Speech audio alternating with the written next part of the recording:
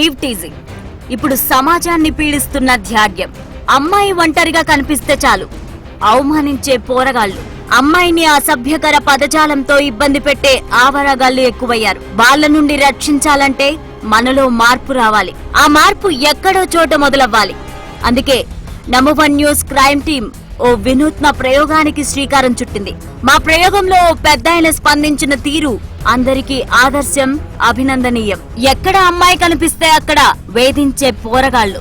ఇంట్లో అక్కా చెల్లెలు ఉన్నా బయటకొస్తే రోమియోలాగా మారిపోతారు. ఇలాంటి రోడ్డు పక్కల రోమియోలు పనిపట్టేందుకు #1 న్యూస్ టీం రెడీ అయింది. అది LV Prasad eye hospital bus stand. ఆ ప్రాంతంలో అందరూ బిజీగా ఉంటారు. ఎవరిని ఎవరు పట్టించుకునేంత టైం ఉండదు. కాలేజీ విద్యార్థులే కాదు, హాస్పిటల్ కి వచ్చే వారితో ఆ బస్టాండ్ నిత్యం బిజీ. సాయంత్రం 4 గంటల సమయం. అక్కడ ఒక అమ్మాయి బస్ కోసం ఎదురు చూస్తుంది. ఎటు నుండి వచ్చాడో తెలియదు గాని ఒక ఆకతాయి సడన్ గా ఎంట్రీ ఇచ్చాడు. వస్తూనే ఆ అమ్మాయిని టీజ్ చేయడం మొదలు పెట్టాడు. చుట్టూ అందరూ ఉన్నా పట్టించుకోకుండా ఆ అమ్మాయి ఫోన్ నెంబర్ కావాలని పేరు చెప్పమంటూ అడుగుతున్నాడు. ఫోన్ నెంబర్ ఏంటి? వెళ్ళి పని చూసుకో.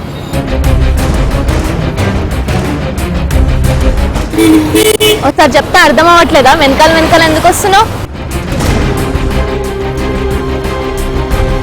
చెప్పు, రేగేలా కొడతా అర్థం అవుతుందా? ఏంటి నెంబర్ ఇచ్చేది?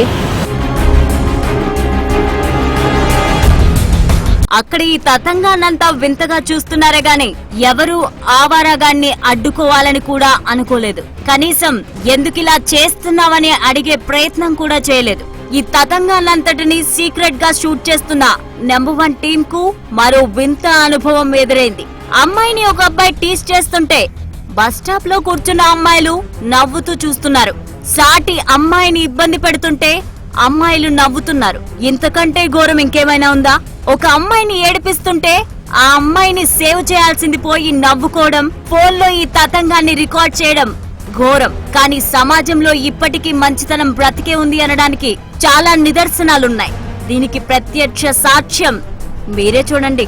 ఒక అమ్మాయిని ఏడిపిస్తున్న ఆకతాయిని అడ్డుకునేందుకు ఎవ్వరూ ముందుకు రాలేదు.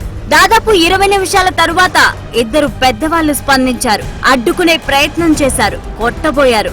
వెంటనే ఇదంతా #1 న్యూస్ చేస్తున్న పబ్లిక్ ఎక్స్పెరిమెంట్ లో భాగమని, ప్రజలను అప్రమత్తం చేసేందుకు మేము చేస్తున్న ప్రయోగమని తెలిసి ఆయన ఏమంటున్నాడో మీరే చూడండి. ఉంటారు కదండి, పరిచయాలు ఉండొచ్చు. ఒకవేళ అలా ఏమన్నా జరిగిందా నేను ముందు ఆలోచించాను. కాదని చెప్తా ఉంది తను. అయినా కూడా అతను రెస్పాండ్ అవ్వట్లేదు. నిజంగా ఈటీజింగ్ ఏమో ఒకవేళ ఏమైనా గొడవ చేస్తాడేమో అనేసి నేను చూస్తున్నా.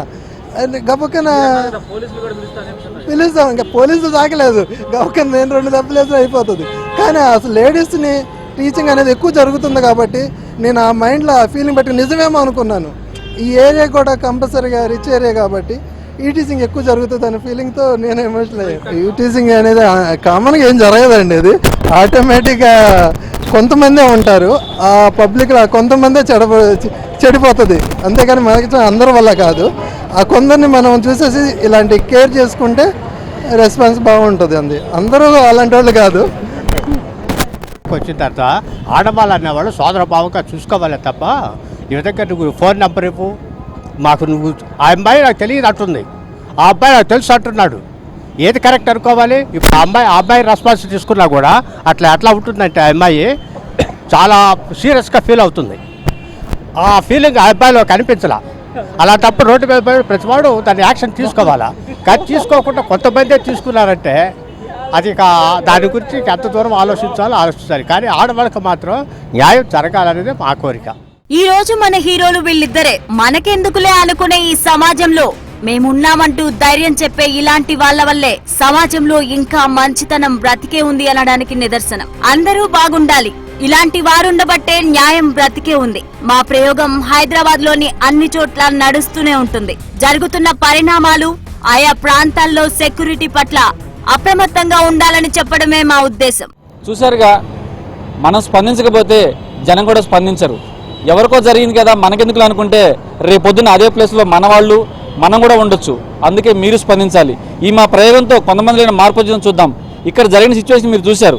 ఒక లేడీని యూటేజ్ చేస్తుండగా కూడా కనీసం ఆడవాళ్ళ అయ్యిండి కూడా స్పందించే పరిస్థితి లేదు. జనం కూర్చొని నవ్వుకుంటున్నారు కానీ ఏంటమ్మా ఏం జరిగిందని చెప్పని కనుక్కొనుండి ఆపగలిగి మాత్రం కొంతవరకు ఆగి ఉండేది. ఇప్పుడు ఈ విటిజన్ జరగడానికి కారణం ప్రధానంగా మనలో ఉన్న నిర్లక్ష్యం. ఆ నిర్లక్ష్యం అనేది లేకుండా ఉంటే ఖచ్చితంగా ఈ విటిజన్ ఖచ్చితంగా ఆపేయచ్చు. సో ఇట్లాంటి పబ్లిక్ ఎక్స్పెరిమెంట్ మళ్ళీ చేస్తూనే ఉంటాం. మరో ప్రదేశంలో మరో చోట ఈ రకమైన ఈవిటింగ్ చేస్తున్నప్పుడు పబ్లిక్ రెస్పాన్స్ ఎలా ఉంది, ఖచ్చితంగా పబ్లిక్ రెస్పాండ్ అవ్వాలి. అయినప్పుడే మనలో మనం మార్పు తేగలుగుతాం. Innareddy, number news, Hyderabad. దిగ్గదీసి అడుగు ఈ సిగ్గులేని జనాన్ని, అగ్గితోటి కడుగు ఈ సమాజ జీవోత్సవాన్ని. మారదు లోకం, మారదు కాలం, దేవుడు దిగిరాని ఎవ్వరు ఏమైపోని. మారదు లోకం, మారదు కాలం, కాలిబాటు గమనానికి కాలిబాట దేనికి, కొర్రెదాటు మందకి నీ జ్ఞానబోధ దేనికి. ఏ చరిత్ర నేర్చుకుంది పచ్చని పాఠం, ఏ క్షణాన మార్చుకుంది చిస్సుల మార్గం. దిగ్గదీసి అడుగు ఈ సిగ్గులేని జనాన్ని.